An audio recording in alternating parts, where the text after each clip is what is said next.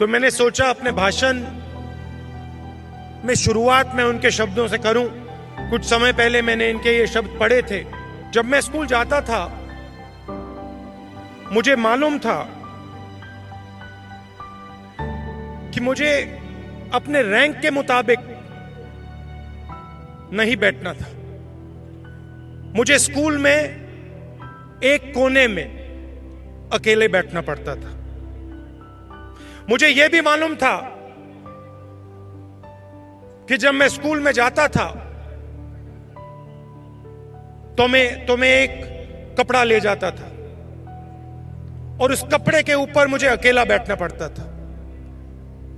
और जब मैं वापस जाता था तो उस कपड़े को मैं वहां नहीं छोड़ सकता था। मुझे उस कपड़े को उठाकर अपने साथ घर ले जाना पड़ता था, क्योंकि अगर मैं उसको नहीं उठाता तो स्कूल में उस कपड़े को कोई नहीं छूना चाहता था।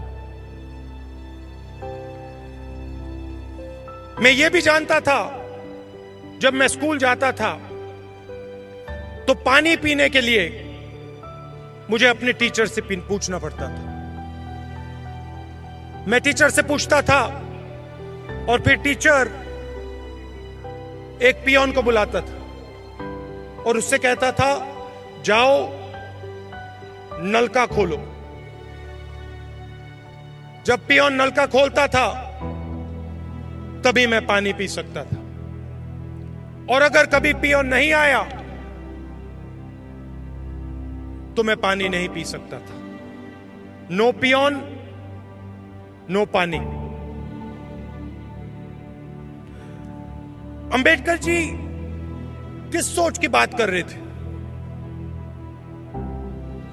इस देश के बारे में कहा जाता है कि हजारों साल पहले मनु नाम का एक व्यक्ति इस देश की धरती पे चलता था। अब मुझे नहीं मालूम कि ऐसा कोई व्यक्ति रहा या नहीं रहा, मगर अंबेडकर जी उस व्यक्ति की सोच के बारे में बोल रहे थे। और जो दर्द उनको हो रहा था, जो कष्ट उनको हो रहा था, वो उस सोच के कारण हो रहा था।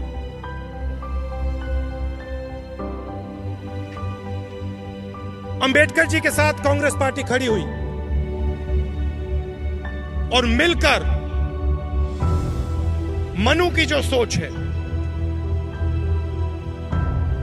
उसके खिलाफ गांधी जी ने, नेहरू जी ने, पटेल जी ने, अंबेडकर जी ने मिलकर हमारा कॉन्स्टिट्यूशन रखा।